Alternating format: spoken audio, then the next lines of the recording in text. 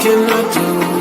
'Cause I'm just a sinking ship, and you're just a pair of lips that I've lost in the moment. All I want is for you to come back. Now I'm caught in the middle of life, and I need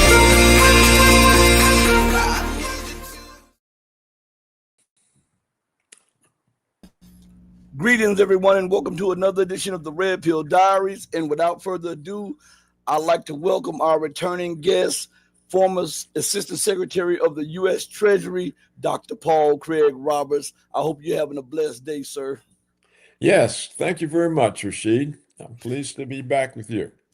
Dr. Paul Craig Roberts, I want to ask you, what is your thoughts? What are your thoughts on Trump's first 10 months in office, and is he living up to his promises? Well, I, like most people, was very pleased that he quickly pardoned those wrongly convicted January the 6th protesters. And I was very pleased that he brought an end to the DEI policies, which are unconstitutional because they treat white people as second-class citizens in university admissions, employment promotion, and in the military. So he restored very damaged principles of the Constitution that had occurred under Democrats. And I thought that was a tremendous achievement. On the other hand, I think he's shown that he really is in the hands of Israel. And in some sense, Israel is taking precedent over our own problems that need his attention. So whereas he delivered two victories for America and for the First Amendment, the 14th Amendment, he sort of wandered off now in serving Israel. We saw his acquiescence to Netanyahu's pressure to attack Iran. I mean, that's an act of war. And Iran was doing anything to us. We did it for Israel. So I thought that was a very bad development. And we've seen in his recent behavior that he more and more is concerned with Israel.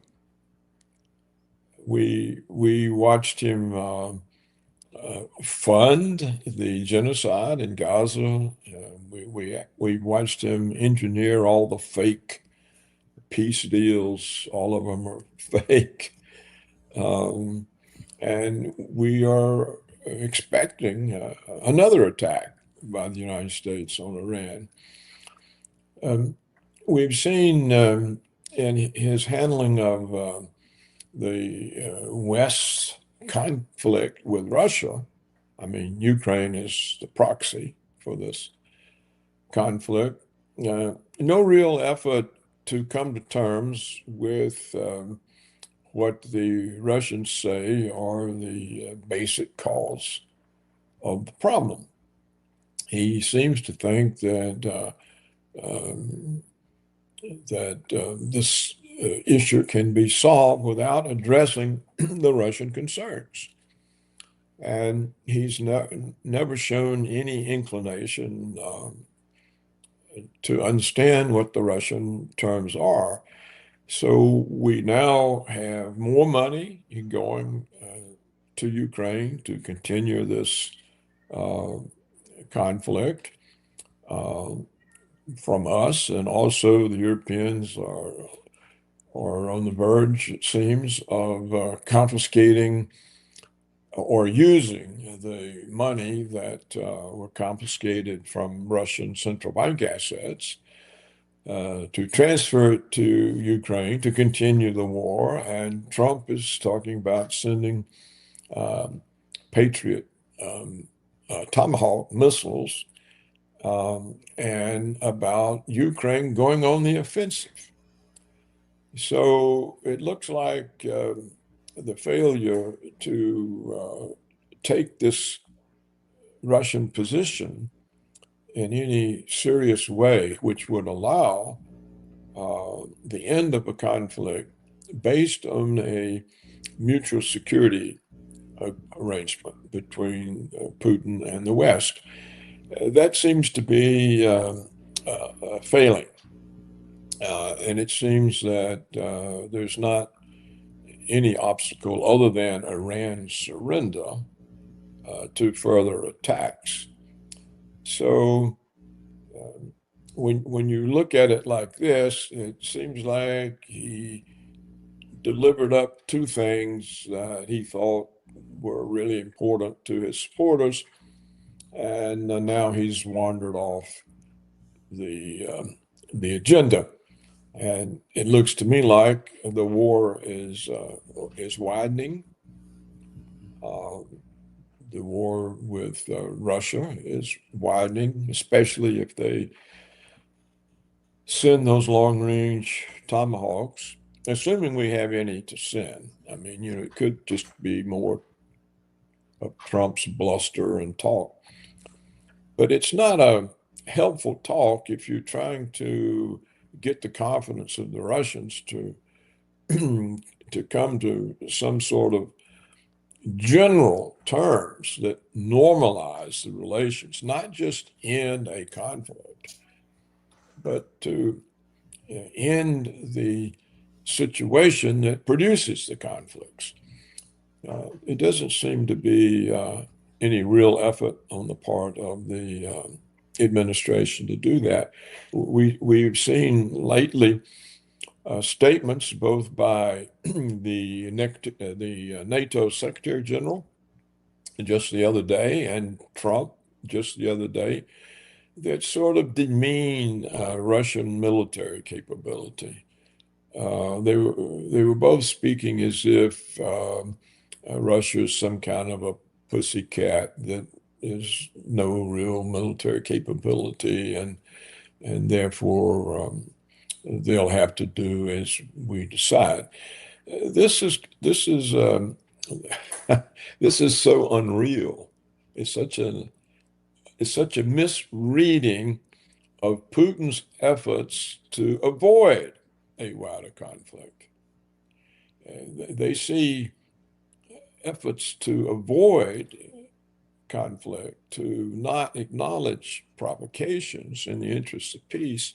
They see that as Russian weakness, as a military incapability. And so they're pushing harder. So this is a fundamental error. It's a fundamental mistake.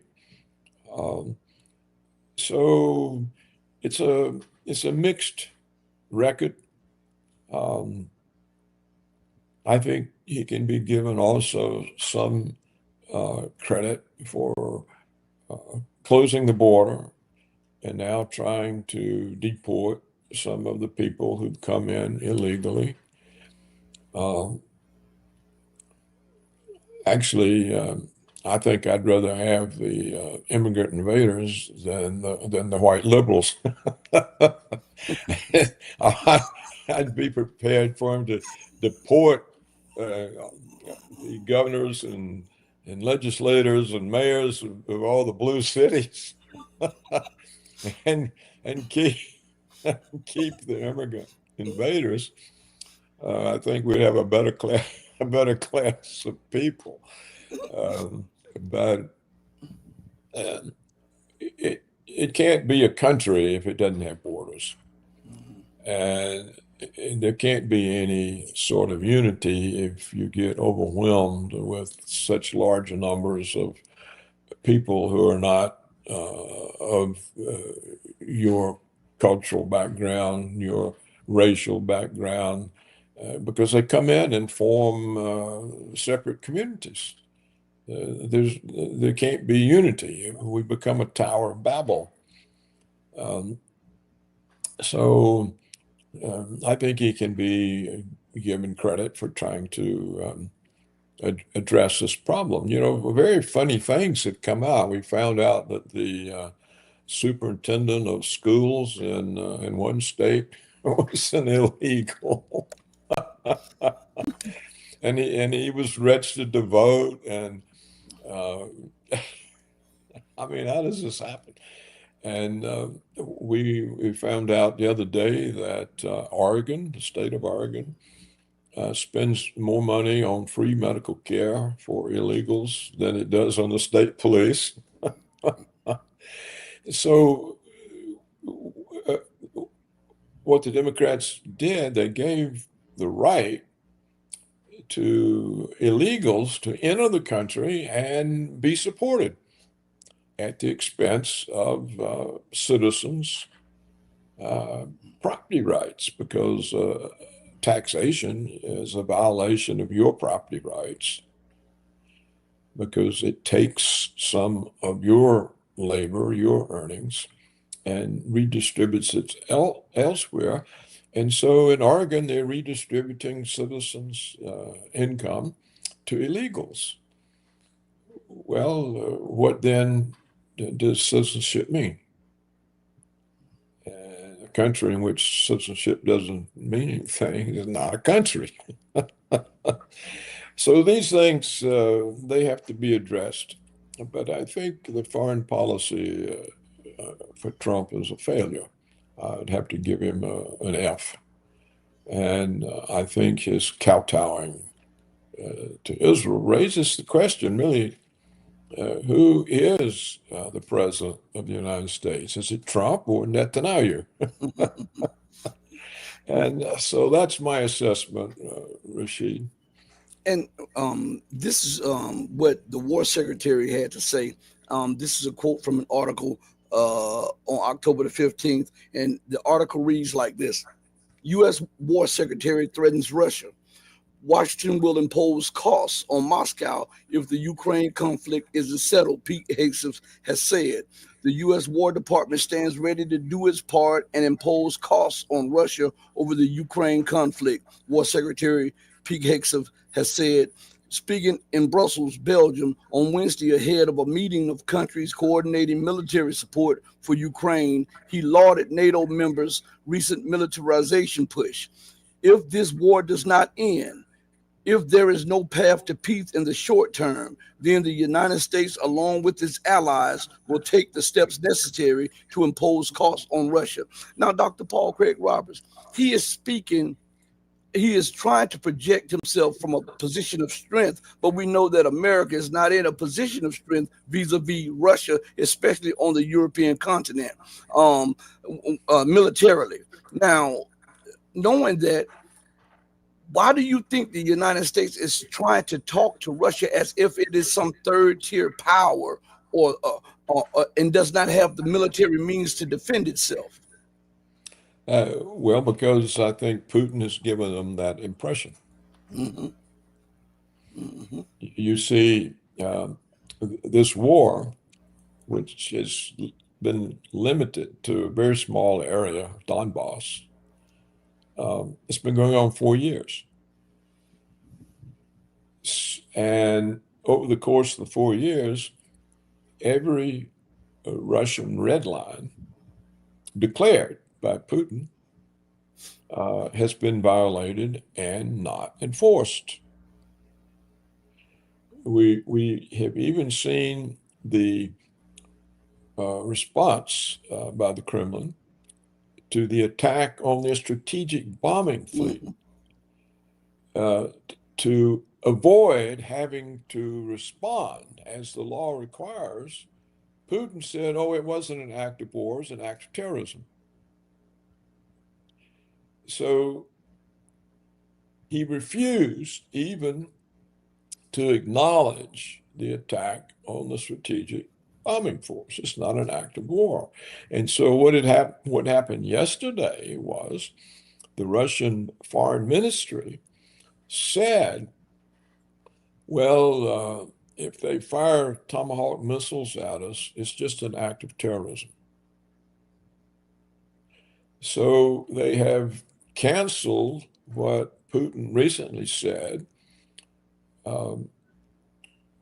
which is that countries that give the Tomahawks to Ukraine and provide the necessary targeting information are considered by Russia as co-belligerents and will be subject to Russian attack. Well, yesterday the foreign ministry said, well, actually, these aren't attacks. These are acts of terrorism.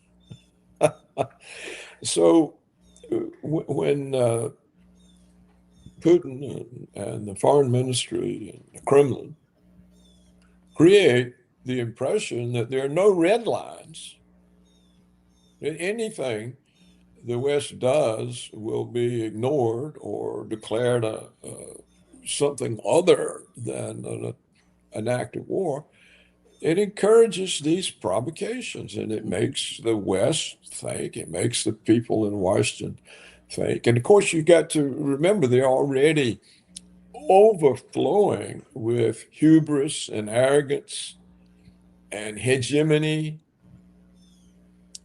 And Putin reinforces those beliefs by his refusal to acknowledge that Russia is under attack.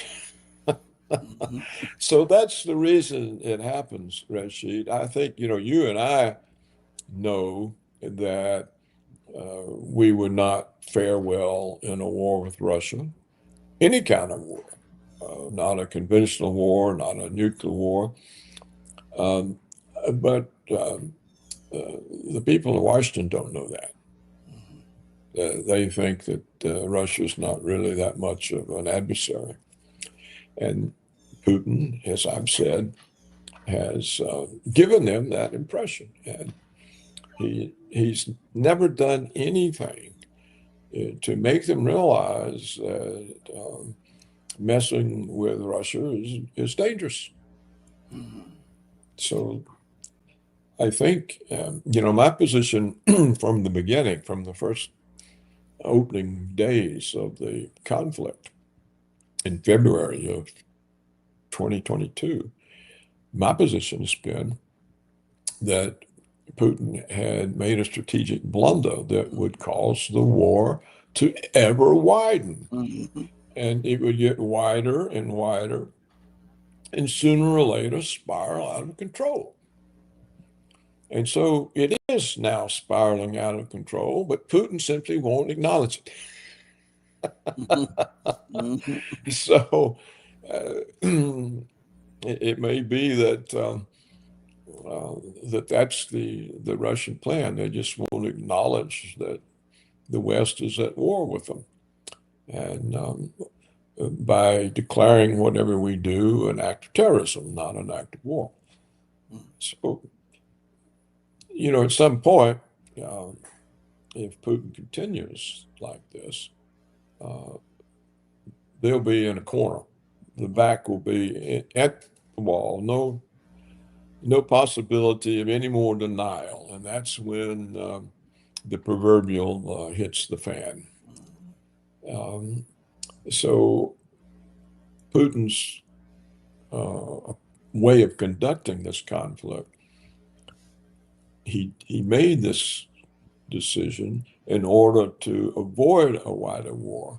But the way he has conducted the war guarantees a wider war. So the wider war awaits. And at some point, I guess this realization will dawn on the Kremlin. But do you think, because we know America's action, the more you give her, especially in these latest presidents that have come to office, the more that you give her, the more she takes, and the more Russia allows these things to happen, the more provocations will happen, and as you said, Russia will be pushed into a corner. I want to ask you, Dr. Roberts, because I hear a lot of pundits and I hear a lot of channels talking about how um, Vladimir Putin is trying to prevent the war from spreading. Why is the onus always on the victim to prevent escalation? I cannot fathom that that all of the onus is on Russia as Russia is being attacked, sabotaged, sanctioned, terrorism across the board, and we know that these tax on its oil and electrical systems are being done not by Ukraine but by NATO itself, and we know that Russia knows that.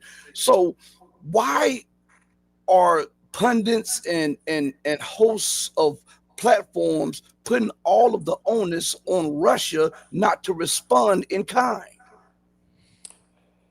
Well, Putin invited it by never responding. And it's a way for the West to cover up the fact that the West, is the aggressor.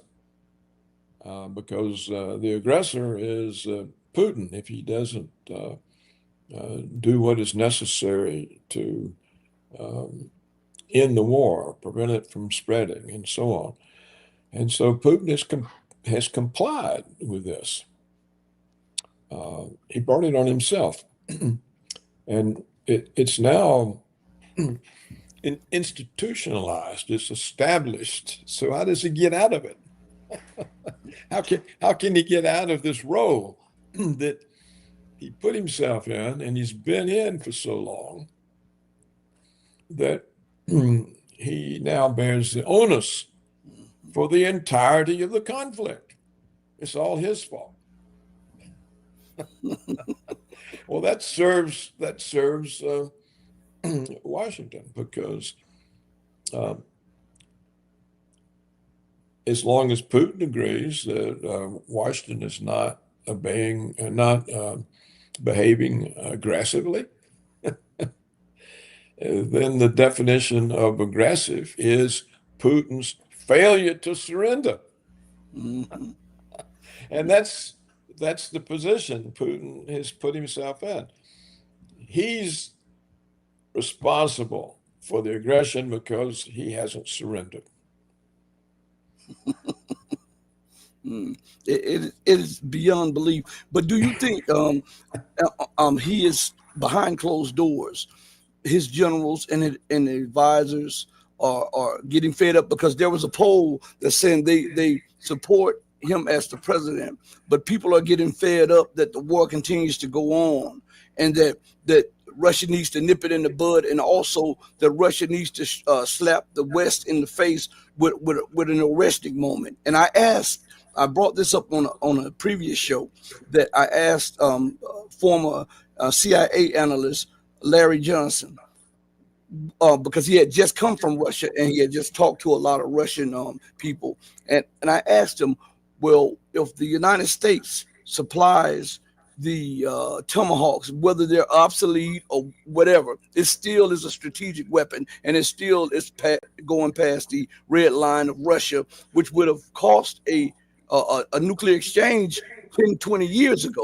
But I asked him, if they supply those weapons, knowing that U.S. has to operate them and guide them, what do you believe would happen? And he said there would be an arresting moment, meaning that Russia would strike NATO facilities with the arresting. And I asked him, I said, but I'm not talking about just in Ukraine.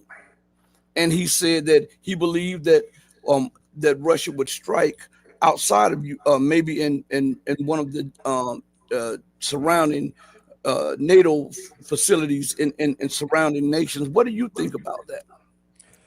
Well, one would have expected that, except for what I reported to you.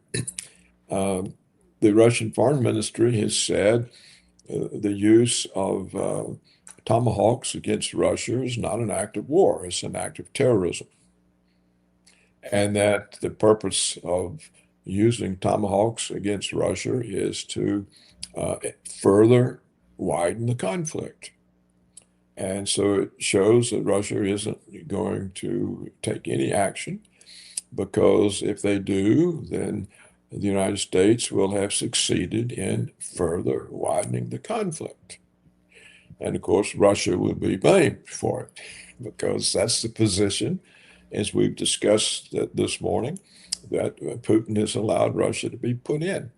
So I don't think they'll do anything, because yesterday the foreign ministry said that the use of the tomahawks would be terrorism. Well, terrorism is not an act of war, and it's not covered by Russian strategic doctrine requiring a Russian military response. So as long as they can, as long as they're willing, the Russians are willing to define attacks on themselves, not as war, but as terrorism, they won't do anything. And they seem determined not to do anything by declaring acts of war as acts of terrorism that don't fall under their war doctrine. So this is a situation. It's dangerous because it encourages more and worse provocations. Now, Gilbert Doctorow and I think also John Hilmer recently have reported that there is a growing opposition in Russia to Putin's conduct of the conflict, and that there is a push, or at least there's talk, on the widely watched TV programs about the necessity of Russia quickly ending the war. No more of this fighting with arms tied behind us, that we have to finally, after 4 years, do something about making it impossible for Kiev to continue the war. You see, this whole 4 years, Russia has done nothing to make it impossible for Kiev to continue the war. They've never attacked the government in Kiev. They've never shut down the Ukrainian ability to conduct war. They try to confine the war to the battlefield. Now they can't, because they have to attack deeper to try to disrupt energy and rail supplies and so on. But the Russians have never blocked or cut off the rail lines, bringing in weapons, from Poland or from Western Ukraine. They've never taken the actions that a military at war would take to prevent the delivery of weapons to the front. They wait till the weapons get to the front, then they destroy them. Well, they don't do anything to stop the flow. And they've done nothing to shut down the ability of Ukraine to continue the war. They've nothing at all. And so there is now, according to Dr. Rowe and I think Hilmer, and they watch these things closer than I'm able to. And Dr. Rowe goes out of his way to try to watch all the main TV programs where foreign affairs and the war are discussed by Russian experts and commentators. And they are reporting, well, okay, we're now seeing dissatisfaction with the unwillingness of Putin to bring the war to an end. And that unwillingness, in my view, as I've emphasized, is that if he takes decisive actions to bring the war to an end, he thinks it will alarm the West and lead to a wider war. And he doesn't understand that by not alarming the West, that it's dangerous to mess with Russia. That's what's leading to the wider war. Mhm. So Putin reads it backwards. Mhm. And he seems to be trapped in this mistaken way of looking at the conflict. And that's why I think the provocations will increase. And if he never does anything, I think he does risk being moved aside. Because at some point the humiliations for Russia just become too great, and they lead to further and worse provocations. I mean, what would Putin do if Tomahawk hits the Kremlin? Would he say it's not an act of war? You know, it's so. Well, what else is there to say?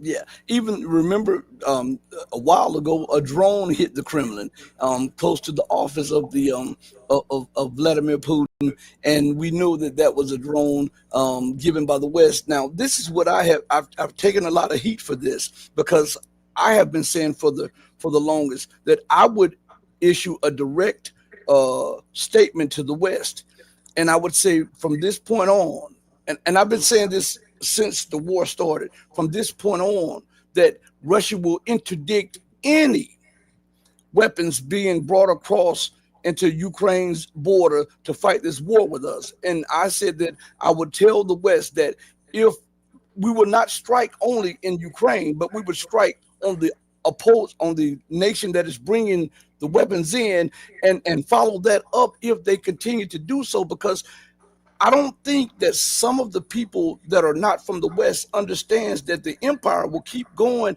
and if they see any signs of weakness or any flinching or any shaking, they'll escalate and continue to escalate. Even when they have a bad hand, they will shape the narrative as you being the aggressor, and they will continue on as we see right now. What do you say about that, Doctor Paul Well, Craig? I agree with you. That's my position too. That's been my position for 4 years. Um, so, and in fact, Rashid, Putin made that exact statement. He told the West exactly what you say he should have done. But they went ahead and did it, and he didn't do anything. So the red line really wasn't there. When you declare red lines and don't enforce them, you lose all credibility. And, and so the provocations get worse. So it's not that Putin didn't do what you recommended. He did do it. He just didn't enforce it. Mhm. It Mhm. didn't mean anything. Yeah. And and none of the red lines that he's set out have meant anything. And and as we've already discussed this morning, he won't even acknowledge an attack on the Russian strategic bombing force. Oh, that's not an act of war. If it was an act of war, I'd have to do something about it, and I don't want to. So it's a terrorism. It was just terrorism. And that's what the Foreign Office yesterday said about the Tomahawks. Oh, if they use them against us, it's not an act of war, it's just terrorism. Mhm. We don't have to do anything, it's terrorism. So uh, if there was any constraint at all on Trump about sending those Tomahawks, the statement yesterday by the Russian foreign ministry has removed any restraint because the Russians have declared, yeah, you can fire them at us. We won't acknowledge it. Well, I mean, it, I, I think I may have posted something about that today. I wrote an article about that this morning. I think, yes, I think I did. Yes, you did. Yeah. So if we see, I mean, this is mindlessness. This is mindlessness on the part of Putin. And I understand he does it because he realizes that a war with the West will be nuclear and the damage will be horrendous for everybody. And what is the point of it? So he wants to avoid it at all costs. That is that's probably a good decision, you Mm, know. But on the other hand, his avoidance of the war is causing the expansion of the war that he doesn't want. mhm, And so it gets harder and harder to put a foot down hard at this point. He could have done it very easily early on, or he could have avoided the whole thing simply by knocking out Ukraine instantly. mhm, It's easy for Russia to prevent Ukraine from being able to continue the war. It's, it's very easy. Instead, Putin has avoided that and has focused the conflict on a kilometer by kilometer clearance of little villages. Well, this maximizes casualties, mhm. and it's a pointless. Of course, it's succeeding, uh, uh, but it's a pointless way, and it's dangerous because the longer it goes on, the more involved the West gets, and it gets more uh, lost in unreality, in fantasy, like I said earlier in this conversation today with you. The the NATO Secretary General dismissing Russia as a military force. It's not even comparable to NATO, he said. Um, he, no aspect of it is comparable. And they don't even have trained fighter pilots. And they're no match for us. Well, this is what the NATO Secretary General told the meeting of European defense ministers. I think it was yesterday or the day before. And the same day, Trump came out demeaning Russian military capability.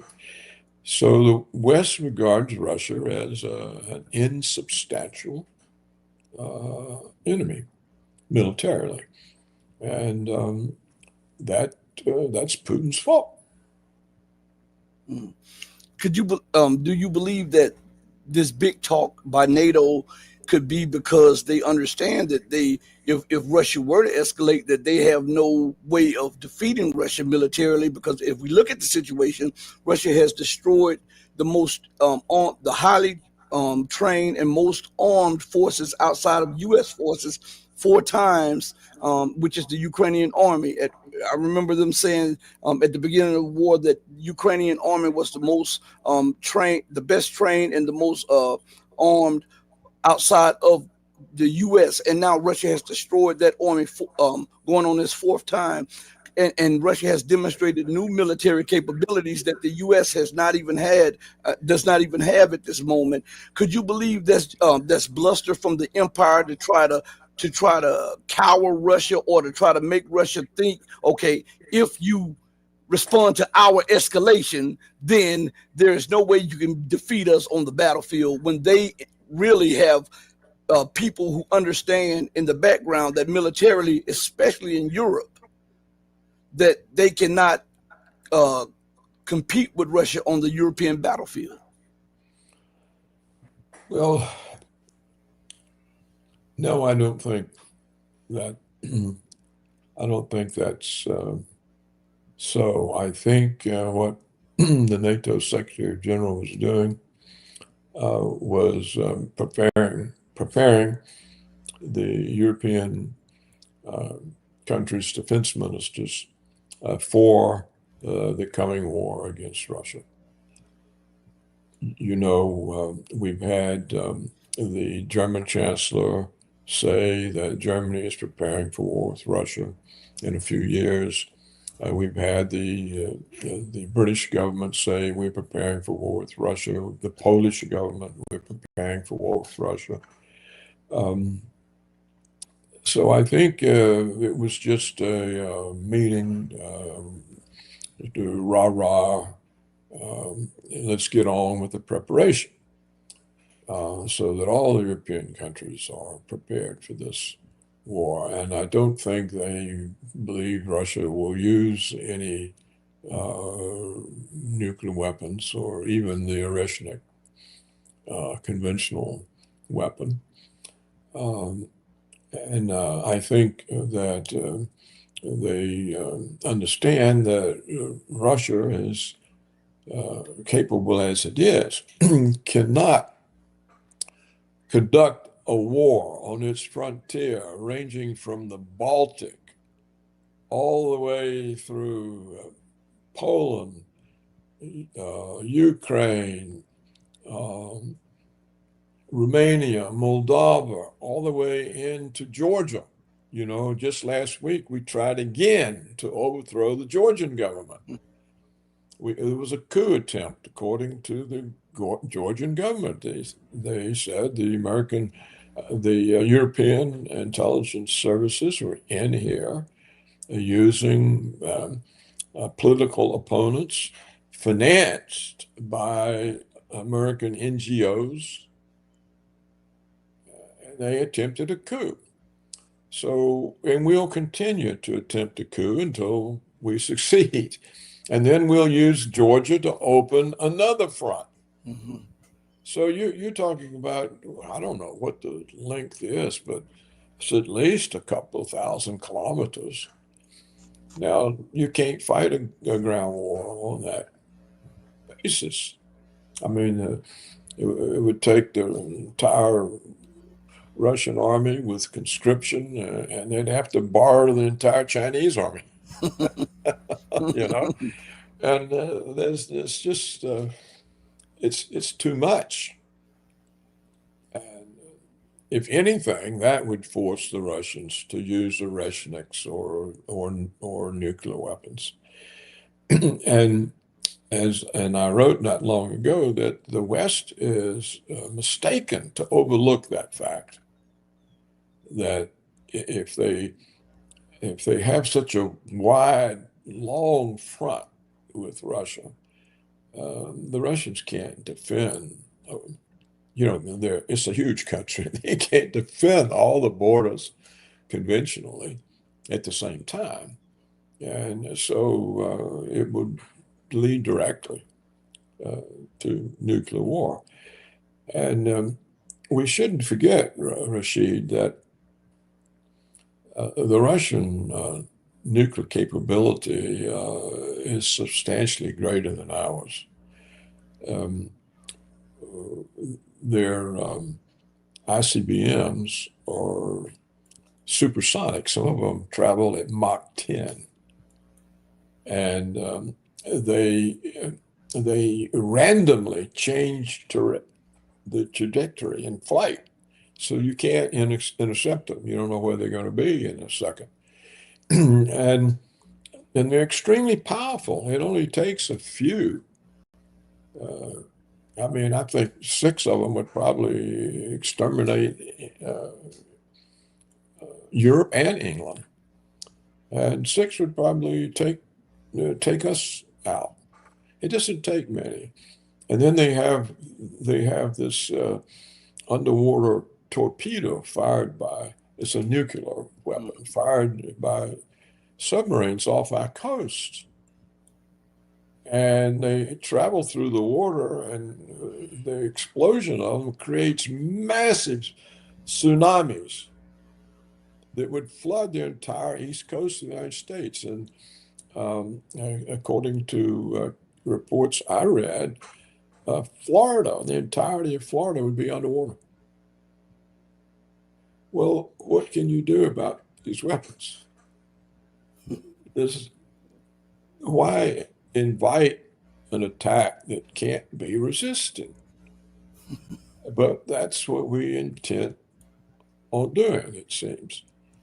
Sooner or later, the Russians will have to act or surrender. Putin might prefer to surrender, but I don't think the Russian military will let him. And also, Rashid, we have to remember that dating from the Soviet period, the Russians have this, what do they call it? The dead hand system of launching nuclear weapons. So it doesn't, even if we wipe out the whole command and control center, these weapons still launch. They don't need anybody. And in that case, we can't even win with a first strike, an unanticipated first strike. We can't even win because of this dead hand system. Now we might want to say, well, that was a myth, or it probably wouldn't really work, but I don't think we should take chances, regardless of what the chance is. If the outcome is we're going to get wiped out, what is the gain of that? And when you look at all of this, Rashid, what is it all about? What are the Russians doing to us? Nothing. What are the Chinese doing to us? Nothing. What are the Iranians doing to us? Nothing. All the provocations come from us to them. What little they do is a response to our provocations. China didn't provoke us by cutting off rare earths. They did that in response to all of Trump's provocations. They finally had to do something.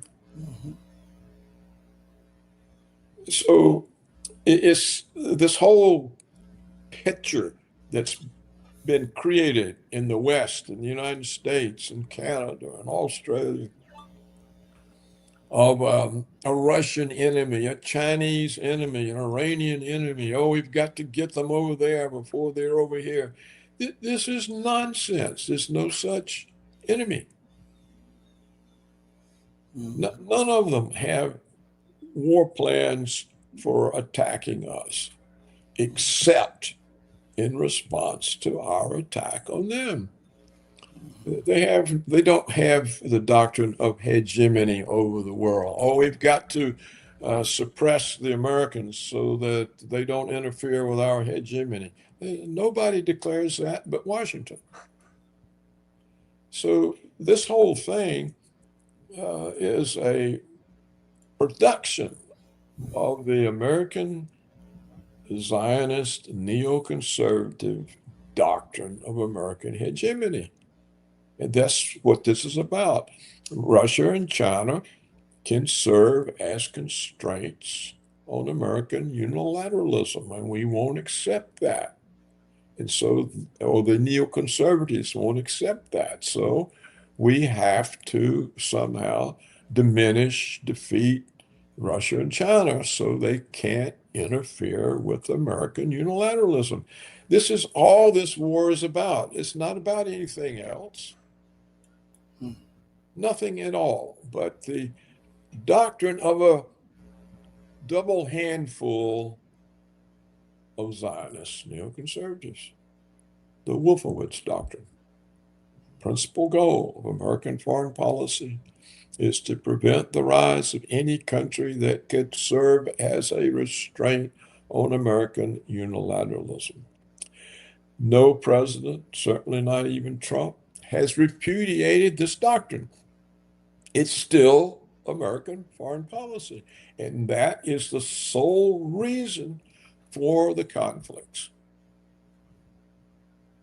And Mr. Roberts, what you said, if we follow that up and we see that America is she's setting fires all across the globe, to try to maintain her hegemony. And I'm not doing the Chinese justice by this, because they had a beautiful statement that when you see a person starting fires outside your house, the best way to stop it is to start a few fires outside their house, so they'll have to deal with that.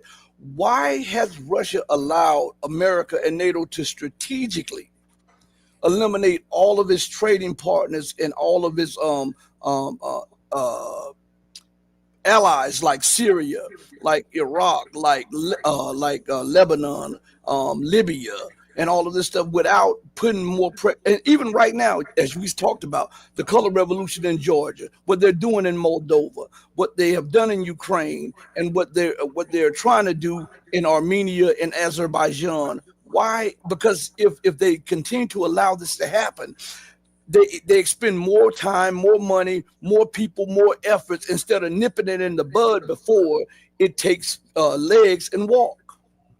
Yeah, and Venezuela. Yeah.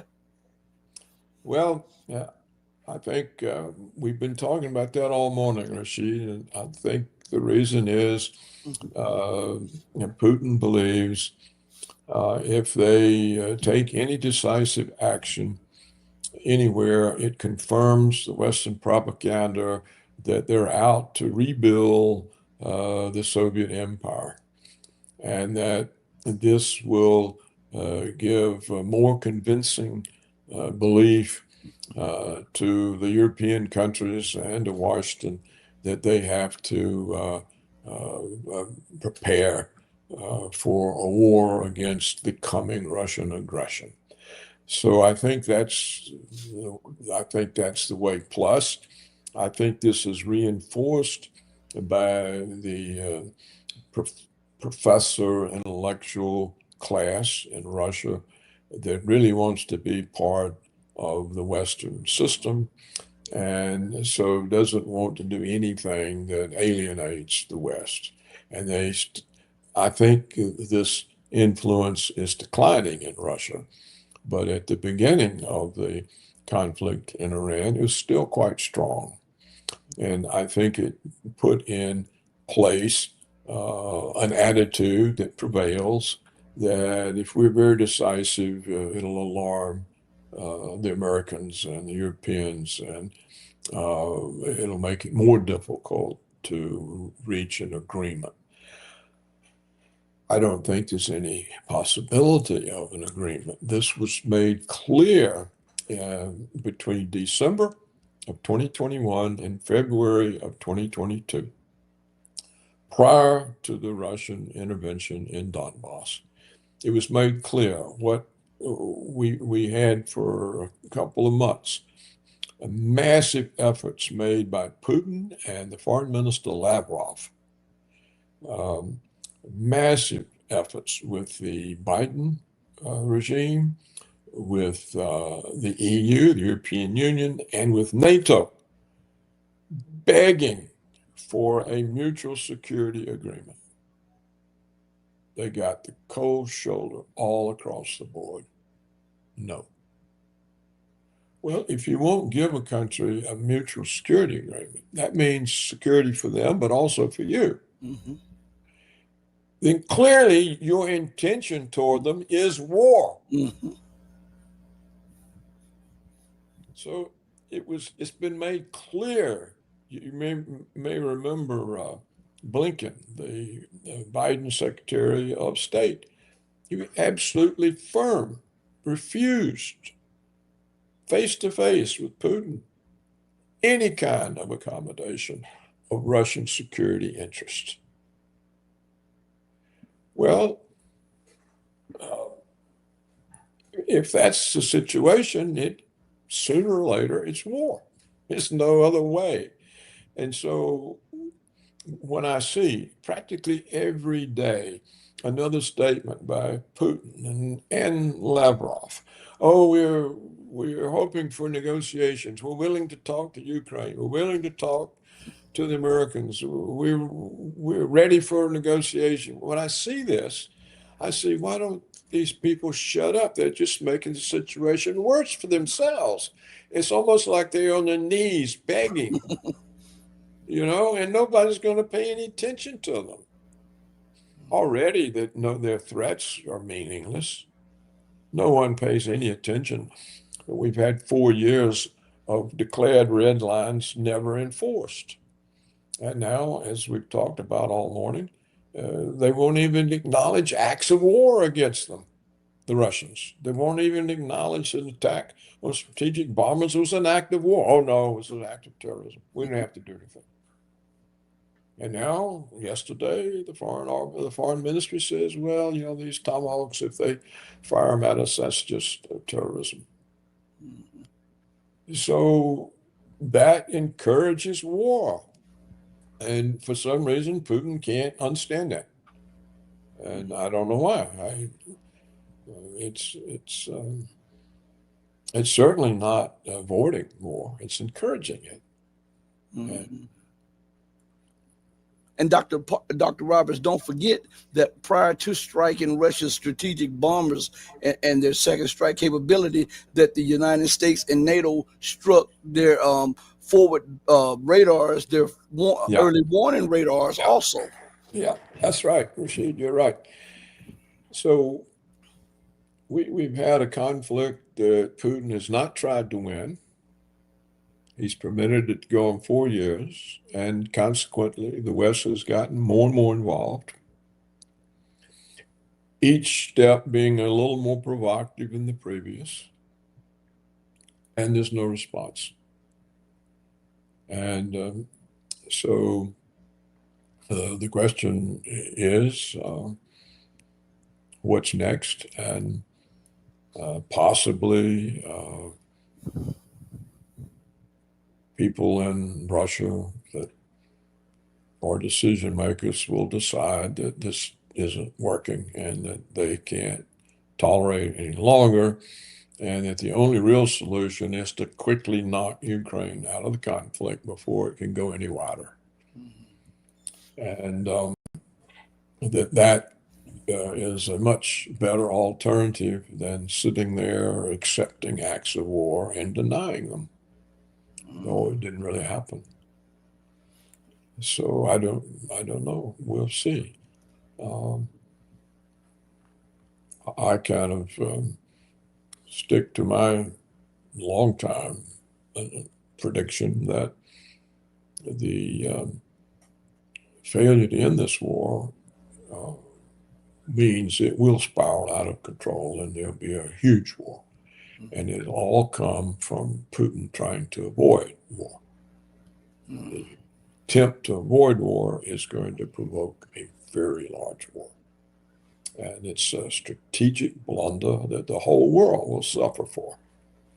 And Dr. Roberts, I know the time is short, but my take on it is this.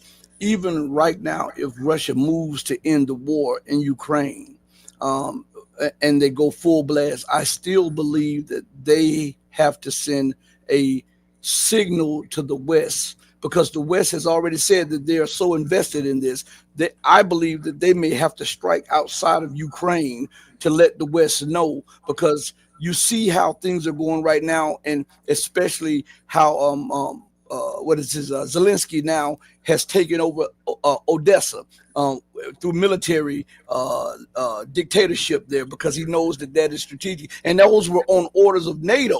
A lot of people don't know this because the French and the British have been trying to isolate Odessa so that they can bring troops in to try to defend Odessa from Russia, because they understand that if Odessa goes, the utility of Ukraine is lost, because there's no opening to the Black Sea, and Russia would have all of the areas, industrialized areas of Ukraine, and the money-making areas, and the silk, the coal plants, everything from Odessa to the Donbass.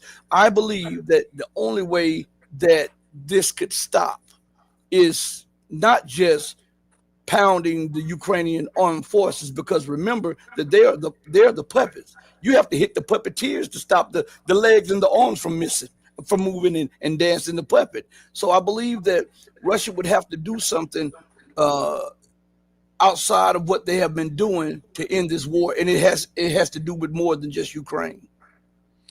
Well, Rashid, I understand that that point of view, and there's a lot in it. Though I do think that Russia has the capability of making it impossible for Ukraine to continue the war without having to strike outside Ukraine. Mm-hmm.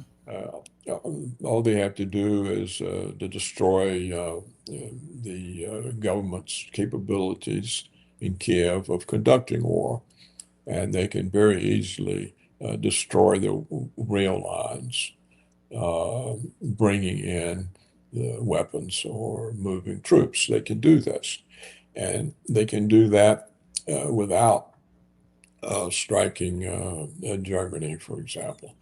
So, yeah, that would be the the best solution. It should have been done 4 years ago, and none of this would ever have transpired. And I think it would still work if they prevent Kiev from being able to fight. They can do that. They haven't done it. It doesn't take much to do it. They can cut off the entirety of Western Ukraine from the West. They can simply stop the ability of any energy transmission, any communication, any rail line traffic, any road traffic. They can halt it all. And it can be done quickly and easily. And they have refused this. It doesn't require troops or for them to occupy all of Ukraine. And they've chosen not to do this, I think, because they believe it confirms the propaganda that they're rebuilding the Soviet empire.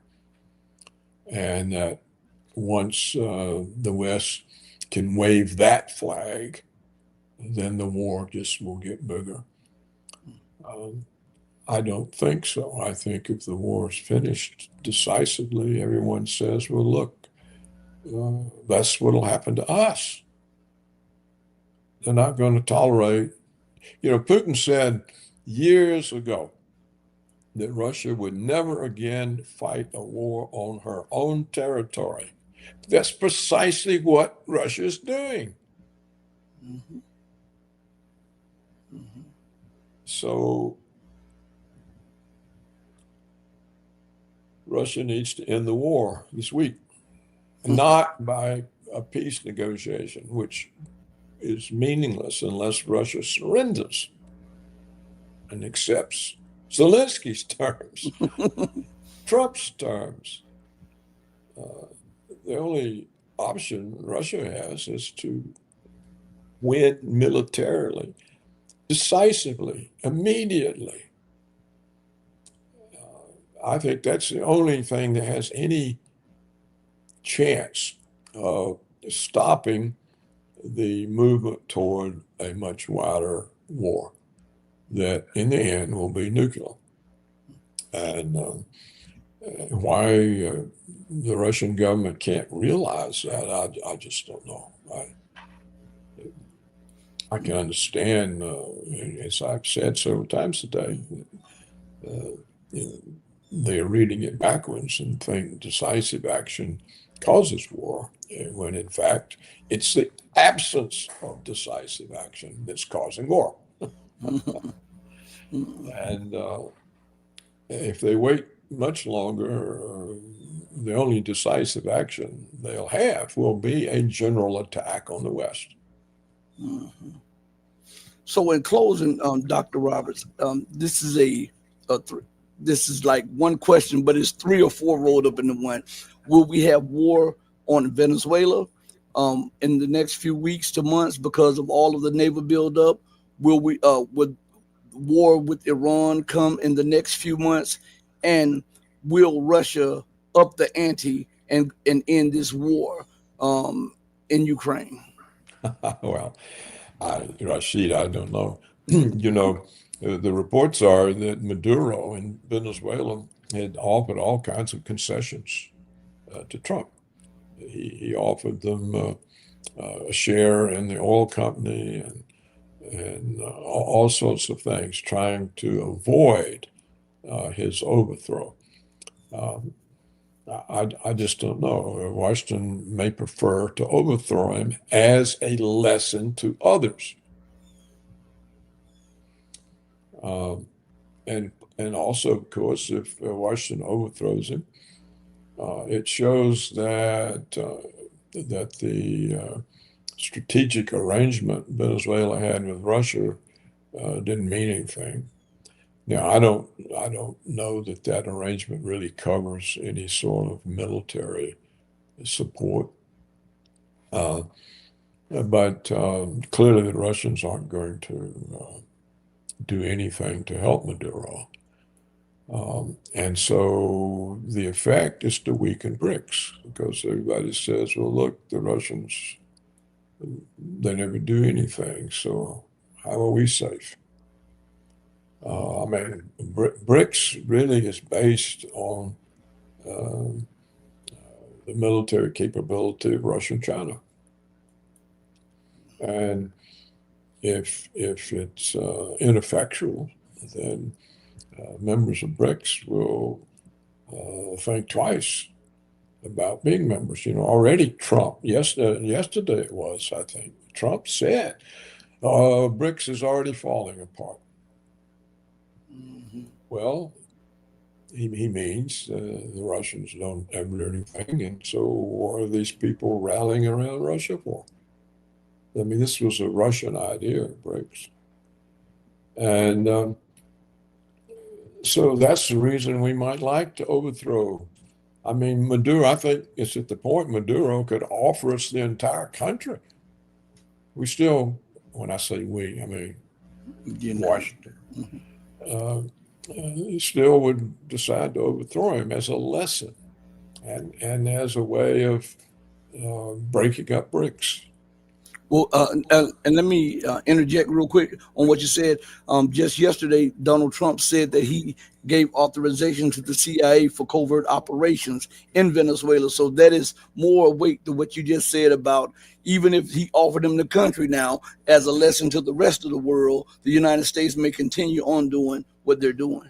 Yeah, I think Maduro and Venezuela, they're set up to be overthrown. That was the reason the Nobel Peace Prize was given to the woman in Venezuela who's an opponent of Maduro. When you give her the Peace Prize, then that uh, is a way of acknowledging that the opponents in Venezuela are the good people. And so we already have the new president. It was the woman who received this. She's clearly an American operative. And this prize was given in order to anoint her as Venezuela's next president. Now, how will they go about overthrowing Maduro? Most likely, they'll pay huge sums of money to the generals and officers and any important people, important economically people. So they'll simply bribe the people to abandon Maduro. And so he won't be able to resist. Um, I read that Colombia, which used to be in our pocket, apparently is now saying they would help Maduro fight an invasion. So he even has an ally. And of course, Colombia and Venezuela are still heavily forested. I think their rainforests are there. And our capability of dealing with guerrillas forests is very low, as we learned in Vietnam. So if the Vietnamans can defeat us, I think the Venezuelans and the Colombians could as well. Uh, but I suspect we simply give bags full of money to the people in control of the Ukrainian military. And then they just tell Maduro he's under arrest or he has to go or whatever. And so I do think it's gone so far. The plot is unfolded, and we have a successor president already anointed. As for your question about are we going to be at war with Iran, that's Netanyahu's choice. If he decides that America is going to go fight Iran for him, then we will. It's up to Netanyahu. It's not up to Trump. And Netanyahu may decide, well, I've got Trump so much in my pocket already. Let's don't push it any further right now. I just don't know what he'll decide. So what we do see is that between the Israeli use of America against Muslims, we've already destroyed 5 or 6 Arab states for them.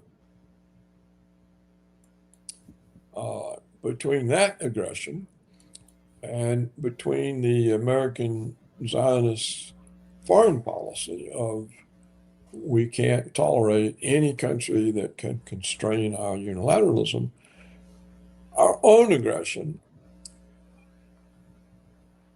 what's the antidote to these 2 aggressions? I don't see one. So I would think aggression remains the main operative force in the world at this time and will for as far as one can see.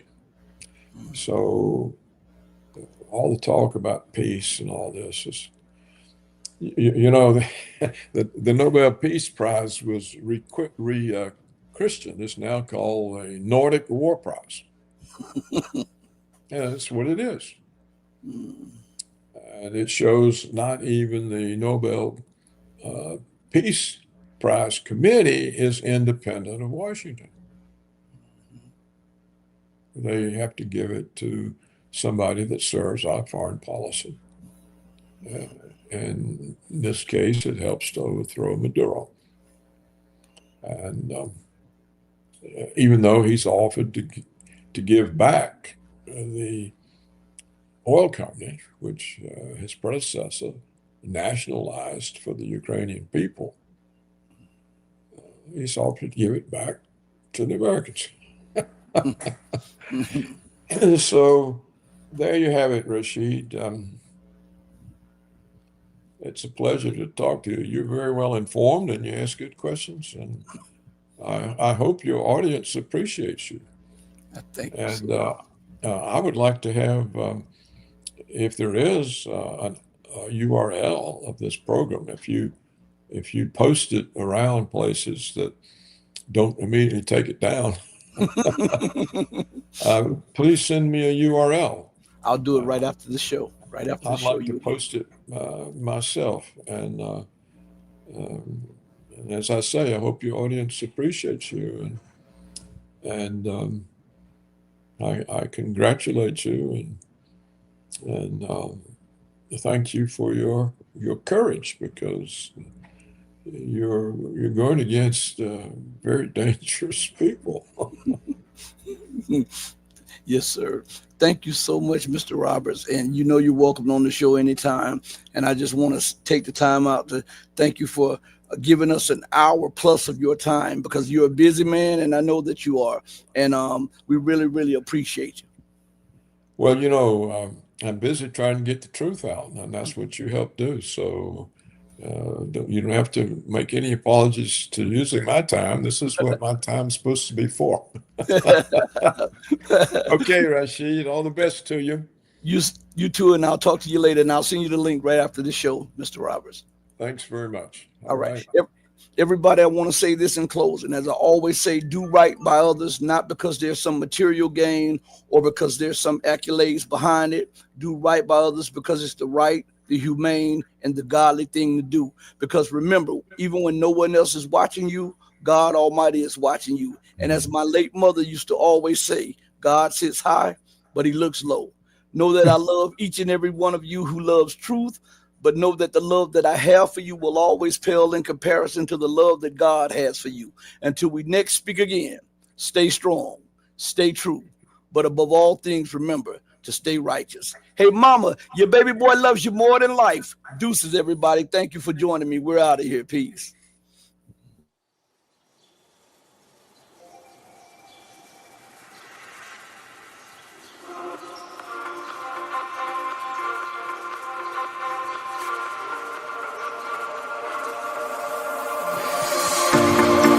Told you to walk away.